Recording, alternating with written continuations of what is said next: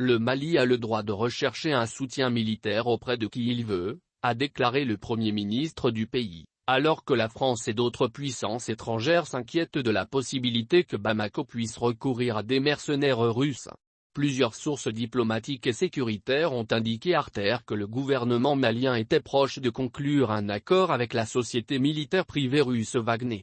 Selon une source européenne qui suit le dossier ouest-africain et une source proche des services de sécurité au Sahel, l'accord pourrait porter sur l'envoi d'1 millier de mercenaires russes au Mali. Deux autres sources ont dit penser que leur nombre serait moins élevé, sans fournir d'estimations chiffrées.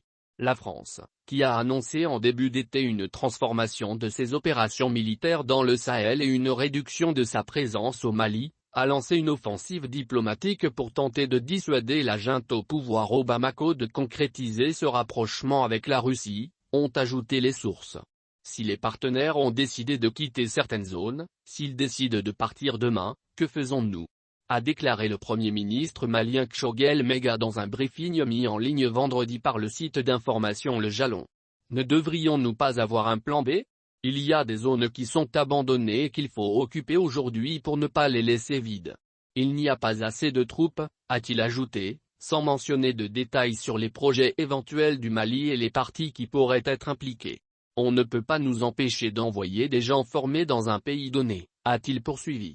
De sources diplomatiques, Paris craint que l'arrivée de mercenaires russes au Mali déstabilise davantage la région et compromette la lutte antiterroriste au Sahel au moment où la France cherche à transformer l'opération Barkhane en coalition internationale impliquant davantage ses alliés européens.